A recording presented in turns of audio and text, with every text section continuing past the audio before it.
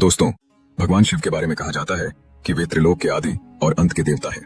वो देवता जिनके आगे दुनिया की सभी शक्तियां भी नतमस्तक हो जाती हैं। लेकिन क्या आप जानते हैं कि आखिर भगवान शिव का जन्म कैसे हुआ था?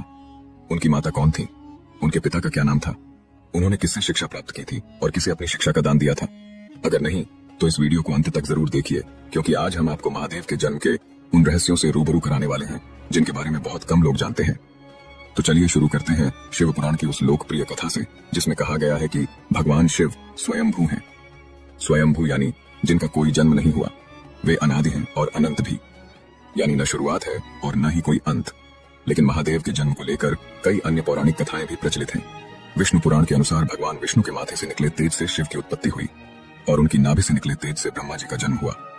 मगर दूसरी ओर शिव पुराण में एक अलग ही कथा मिलती है जिसमें कहा गया है कि जब महादेव अपने घुटनों को मल रहे थे तब उनके घुटनों से निकले मेल से भगवान विष्णु का जन्म हुआ। यहाँ से साफ है कि विष्णु पुराण और शिव पुराण दोनों ही अलग अलग दृष्टिकोण प्रस्तुत करते हैं। लेकिन एक और कथा है जो शायद आपने अपने बड़े बुजुर्गों से सुनी होगी। कहते हैं कि एक बार भगवान विष्णु और ब्रह्मा के बीच इस बात को लेकर बहस छिड़ गई कि इस संसार में सबसे महान कौन है। तभी उनके बीच एक विशाल अग्नि स्तंभ प्रकट हुआ। वो स्तंभ इतना लंबा था कि न उसका आदि दिखता था और न अंत। एक रहस्यमयी आवाज गूंजी, जो भी इस स्तंभ का छोर खोज लेगा वही सबसे महान कहलाएगा। ब्रह्मा जी ने एक हंस का रूप लिया और ऊपर की ओर उड़ चले, जबकि विष्णु जी ने वराह का रूप लेकर नीचे की ओर यात्रा शुरू की। लेकिन घंटों तलाश के बाद भी दोनों को स्तंभ का छोर नहीं मिला। जब दोनों वापस लौटे तो अचानक शिव उस अग्नि स्तंभ से प्रकट हुए। उन्होंने कहा, न मैं जन्मा हूं न मैं मिटूंगा, मैं ही आदि हूं, मैं ही अंत।